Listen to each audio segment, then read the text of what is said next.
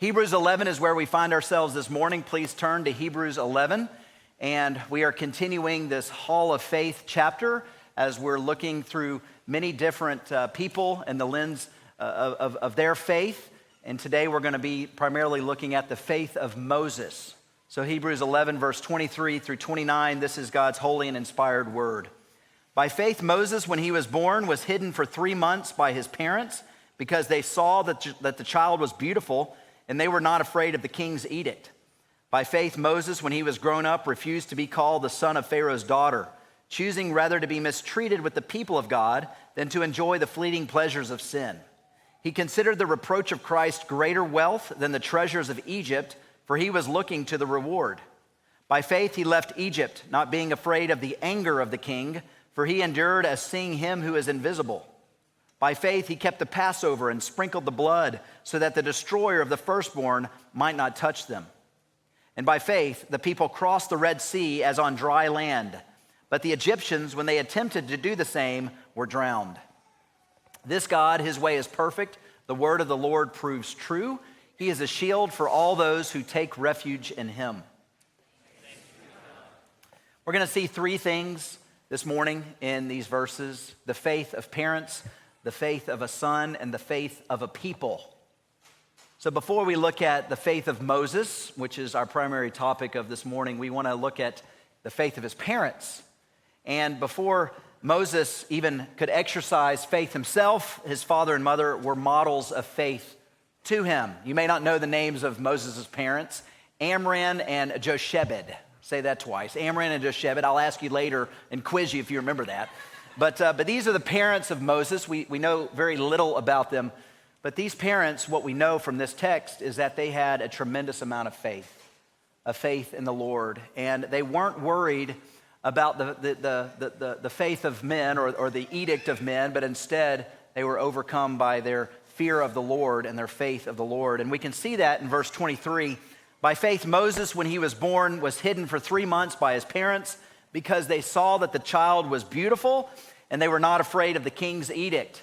If you go back to Exodus chapter 1 and 2, you'll see the context of what's going on here. We know that after Joseph died at the end of Genesis, several years had passed and a new king came in town in Egypt.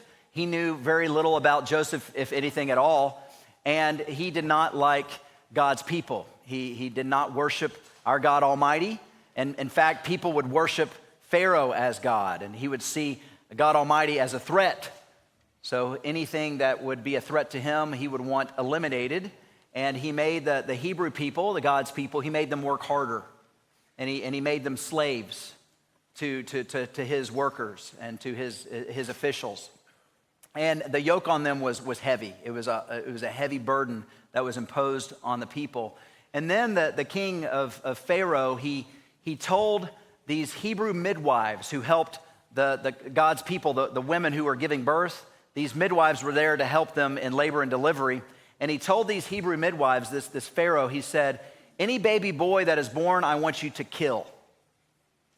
And it's fascinating when you go back to Exodus 1 and 2, because there's a little bit of humor here, where the Hebrew midwives, they end up going to the Pharaoh, and they said, Pharaoh, these women are so much stronger than we are, that they have these baby boys before we can even get there. and they were somehow able to convince Pharaoh that they're not going to kill these boys because these boys have already been born. But this enraged Pharaoh because these Hebrew midwives, they had faith in God and they weren't afraid of Pharaoh because they were more afraid of the Lord. So that's why they stood up to these baby boys and spared these baby boys. And Pharaoh got enraged, and what did he do? He made the entire country of Egypt, per se, the nation of Egypt, he said, there's an edict out there that all baby boys that are born in the Hebrew line, God's people, they are to be thrown in the Nile River. So when this message got out, Moses' parents, when they had Moses, he was 3 months old, they look at this beautiful baby boy and they say, we aren't afraid of Pharaoh, we're more afraid of God Almighty. We want this boy to be spared, and so they hid him for 3 months. Now, it's fascinating here if you look at the text because it describes how Moses was a beautiful baby. As I thought about this, I thought to myself, well, every parent would say that, you know. They would all say, hey, look at my beautiful baby, and my baby's the best. right? Every parent thinks their baby's the best. And so what does this mean exactly? It doesn't mean that Moses was just simply a cute baby. There's another translation that describes him as a fine child. But what I believe this means is that Moses' parents knew that this baby boy was special. And of course, we all think our baby boys and girls are special, but they really thought this baby boy had a special purpose, that God set him apart. Therefore, they wanted to go above and beyond to make sure he was protected. This shows a tremendous amount of faith and how they stood against a tyrant king, and instead they overcame this fear with faith. And it was Michael Kruger who wrote this about Moses and faith. He said, "Faith empowers us to put away our fears and do what is right." It empowers us to put away our fears and do what is right. Moses' parents, they were able to put away their fears by this threat from Pharaoh and did what was right by hiding their son, and they kept him safe. Again, before Moses could exercise his faith, his parents were models of faith to him. And as I think about this example of how they hid their son in faith, it made me think about how we as parents model our faith to our children. They are always watching us, whether we think they're watching or not. And it's sobering. I mean, I could spend the rest of this day telling you what not to do. In fact, my kids could probably tell you what they have seen me do. You know, and they repeat some of the things, like some of the habits I have. And it's like, quit biting your nails, kids, or quit messing with your hair. Well, I learned that from you, Dad. Oh, okay, you know. Or why did you say that? Well, I heard you say that one time, Dad. Oh, okay.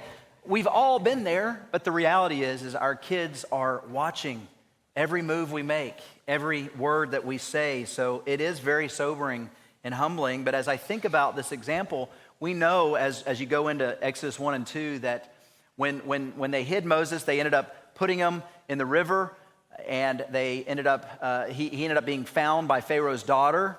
She takes him in, sees this cute baby boy, and says, I want to help him.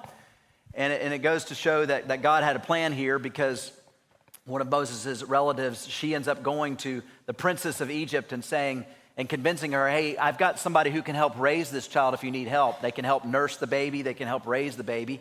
So the princess of Egypt said, sure, let's get her. And it happened to Moses' mother, Jochebed. It was Moses' mother who came and helped wean this baby boy. She nursed the baby boy. She raised him. We don't know how many years she raised the boy, but we know it was several years of his childhood until he was then given up to adoption to this princess of Egypt. But I tell you this because Moses had several years as he was growing up as a little boy, watching his parents, learning from them, observing them, seeing how their faith played out. In the same way, our kids are watching you and me. They're watching you and me, just as Moses was watching his parents at a very young age.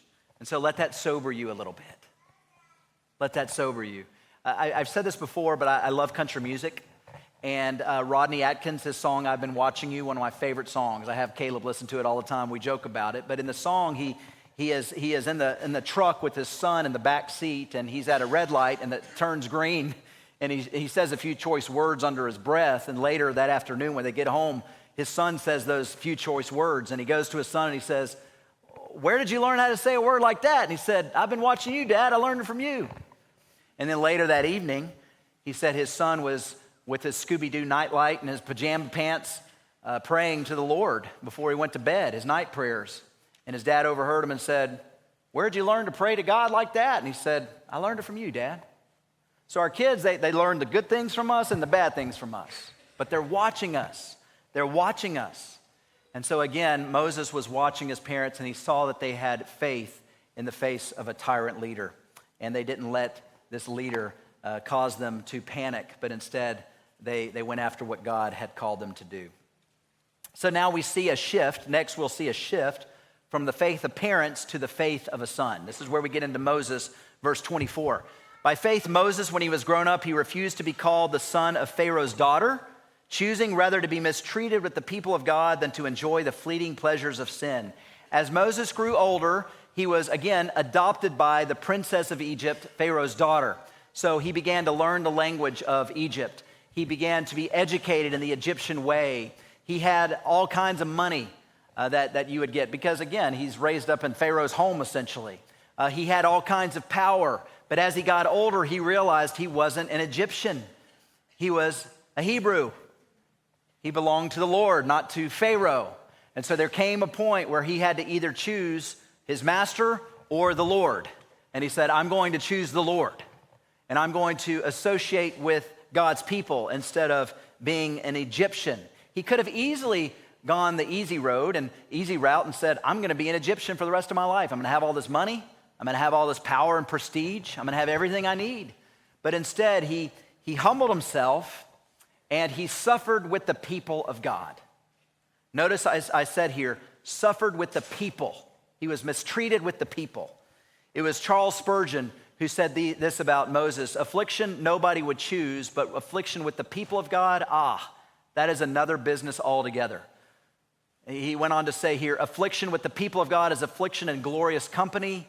With the people of God, that is sweet, which kills the bitter of affliction. What he's saying here is it's much better to suffer with people than to suffer alone. And Moses is saying, I'm going to choose to suffer with God's people as opposed to being with the Egyptians and having all of my needs met. You know, again, at least he didn't suffer alone. He did it with other people. And he chose the hard road. And as I thought about why he chose the hard road, there's really two reasons that this chapter gives us as to why. Why would Moses forfeit all of the temporary worldly pleasures to become a slave, essentially, and to be associated with the people of God? Well, there's two reasons that we see in Hebrews 11 why. First, that he considered worldly things as nothing compared to eternal things. Verse 26, he considered the reproach of Christ greater wealth than the treasures of Egypt, for he was looking to the reward. You know, what Jesus offers is always better than what the world offers. And even though the world may offer these temporary blessings that seem shiny and they seem tempting, at the end of the day, Jesus and following him is always better. Following Jesus, it requires sacrifice, it requires commitment. It really means to die before self. Matthew 10, what did Jesus say to his disciples? Whoever does not take his cross and follow me is not worthy of me. Whoever finds his life will lose it, and whoever loses his life for my sake will find it. He's saying, if you want to follow me, this is Jesus, our King. Our King is saying, if you want to follow me, you've got to die to self, you've got to take up a cross, and you've got to follow me. In other words, he's saying, be ready to suffer for my name's sake. Moses was ready to suffer for the Lord. Why? Because he had such a strong faith in the Lord, and he didn't really get caught up into the glitz and glamour of society, but instead he said, no, I'm getting caught up with the Lord. And I'm going to associate with the people of God. As they suffer, I too will suffer. So why did he choose the hard path? Well, he chose it because he considered worldly things as nothing compared to eternal things. But the second reason we see here is that he feared the one who is invisible more than the one who is visible. Verse 27. By faith he left Egypt, not being afraid of the anger of the king, for he endured as seeing him who is invisible. Moses is older at this point. He's leaving his home, and he's going to be with God's people. This enraged Pharaoh, because after all, they helped raise Moses. They gave him everything he needed. They gave him the clothes on his back. They gave him food. They gave him wealth. They gave him a great education. And now Moses is saying, I'm leaving. You know, it was a slap in the face to Pharaoh, and it enraged him. He got angry.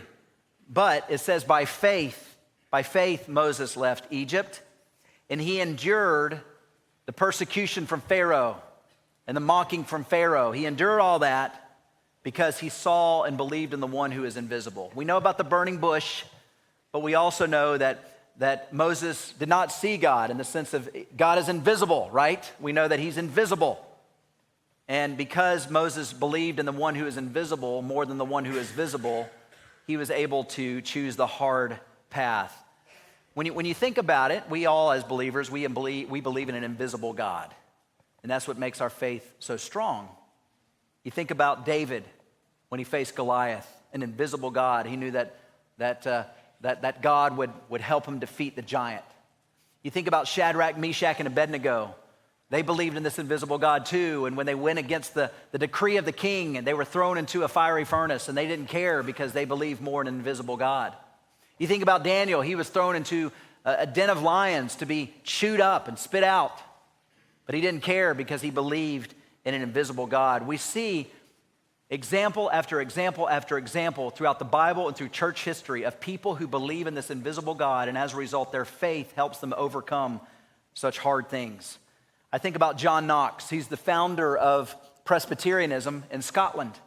There was a time where he boldly confronted the Roman Catholic queen who just despised Protestants and wanted to kill them. And when he was asked, "How are you so bold to go against this queen who is just malicious?" he said these words, "One does not fear the Queen of Scotland when he has been on his knees before the King of Kings." One does not fear the Queen of Scotland when he has been on his knees before the King of Kings.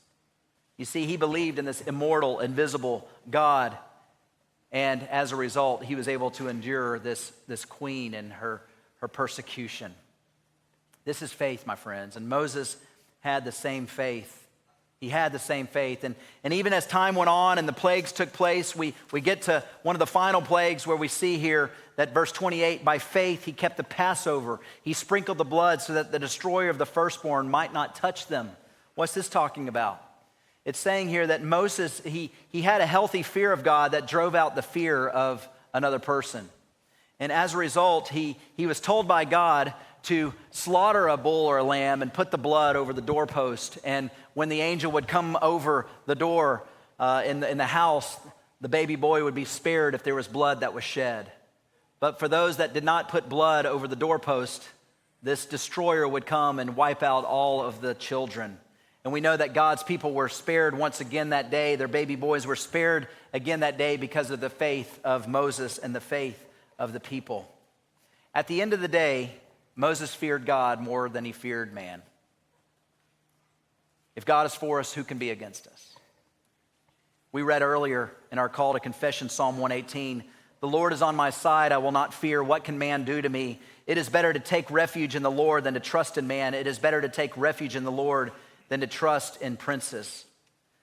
As I think about this, I think about this example of Moses. It made me think about an example I wanted to share with you. I thought about it this morning, and I thought I need to share this. So a couple weeks ago, I went and visited one of our members who's really suffering. And they told me that they recently heard a sermon that gave this example that I'm going to give you. Many of you know about Corrie ten Boom. Corrie ten Boom, she was a believer in the Lord during the years of Nazi Germany. And she was hiding God's people so that they would not be caught and killed, and really hiding the Jewish people so that they would not be killed in concentration camps. Well, one day Corrie ten Boom and the people were discovered, and they were sent to cell block number 28 in a concentration camp. When they got there, and you know a lot about history if you know about Nazi Germany and the concentration camp for the Jews, but these people were mistreated. Millions of people were killed. You know, they had their clothes taken off. They barely ate anything. They were just persecuted. And Corrie and her sister and many Jews and others were put in cell number 28. And in cell 28, it was infested with fleas. And this was at a point where Corrie, a believer in the Lord who was helping these Jewish people, she just hit the end of her rope. And she said to her sister, I don't think I can go on. We've got fleas now. Like, we've lost everything else. Now we have fleas to deal with. You know what her sister said to her? She said, "Corrie, stay the faith, keep the faith. And God tells us in his word to be thankful in all circumstances." And Corrie was like, really? Like, really, you're going to bring the word up in this moment? But she said, no. So we need to be thankful that we have another day of life. We need to be thankful that we're together. We need to be thankful that we have each other and we have these other people who are encouraging us. We need to be thankful for the little bit of food that we have. Most importantly, we need to be thankful for the opportunity we have to share the gospel to these people and to the guards. We need to be thankful even for the fleas, because there's a reason the fleas are here and we're here. And so you know what Corrie and her sister did? They thanked the Lord for the fleas. A couple weeks go by. They were having underground worship services in cell block 28 on Sunday mornings. They would gather together and they led these people to Christ, these Jewish people to Christ, and they were worshiping the Lord on Sunday mornings. And the guards never came in. If the guards had come in, the Nazi guards came in while they were worshiping the Lord, they would have been killed on the spot. But here is the reason why they found out later the Nazi guards did not go in to cell block 28. It's because it was infested with fleas. They didn't want to go in because they didn't want to get infested with fleas. And God's people, meanwhile, were worshiping the Lord in cell block 28. Why do I share that example? It's an incredible example of faith. It's an incredible example of suffering with God's people together and of not being afraid of the enemy and not being afraid of what man can do to you. Why? Because you're more afraid of the Lord because you fear him. Corrie ten Boom was a great example of suffering for the Lord's sake, just as Moses was. So going back to Hebrews 11, we see the faith of parents, we see the faith of a son, now we see at the end here the faith of a people. And as you look here at verse 29, it's by faith the people crossed the Red Sea as on dry land, but the Egyptians, when they attempted to do the same, were drowned. As I was thinking about this, I couldn't help but think of the first guy who walked through the Red Sea when it was parted. That guy was brave. I mean, really, you think about it. And it reminds me in a minor way, when you go to a cold pool or a lake and you're the first to jump in, you're the brave one to jump in, you sometimes put your foot in the water and then you jump in. Think about that first guy who went on the dry ground in the Red Sea. I mean, he must have been like, I think we're going to do this. And then he just takes one foot after the other and everybody else follows him. It took a lot of faith. It took a lot of guts. But what we see here is that the people of God, they had this incredible faith where they walked through these walls of water that could easily come crashing down on them and kill them. But they didn't care because they trusted the Lord. They could have easily surrendered and went back to the Egyptians and said, bring us home, bring us back to Egypt, and at least we'll be fed there. But no, they weren't cowards. They were brave because they believed in the Lord. And they said, we're going to journey through these walls of water, and we're going to trust that God won't crash them down. Now, I'm sure they were motivated by Moses and his faith, but at the end of the day, it took each and every one of them to have faith to do that. This is why I love that it's mentioned in Hebrews 11, because he's talking about the people of God and their faith. In the same way, the Egyptians didn't have faith, and what happened to them when they tried to cross the Red Sea? The waters came crashing down over them. It's just an amazing, remarkable story of faith all around, from the parents of Moses to the people of God. As I close here, I want you to see something profound. And I did this for Carol Colbush today. I think she'll appreciate this. Jesus is all over this story. He's all over this passage. The first thing I want you to think about is I want you to think about Jesus' parents, Joseph and Mary. What happened to them when Jesus was born? You had this Herod, and what did Herod do? He said, I want all baby boys under 2 dead in Bethlehem. What did Joseph and Mary do? They didn't worry about Herod's edict, but instead they hid baby Jesus, and they ran away. Amazing story of faith. Remember when Jesus, when he grew up and he was tempted by the devil in the wilderness, Satan offered him riches, temporary blessings. If you just follow me, and what did Jesus do? He said, no. I'm not following you, Satan. I don't care if you're going to provide me the worldly treasures. Why? Because I'm focused more on eternal and eternity. And Jesus turned Satan away and he continued in the will of God, just like Moses did, right? Remember when Jesus became our Passover lamb in 1 Corinthians 5:7? He's the Passover lamb who took on the wrath of God so that we wouldn't have to. And finally, remember the Red Sea, as I talked about. The water symbolized judgment. What does that symbolize with Christ? It symbolized his return.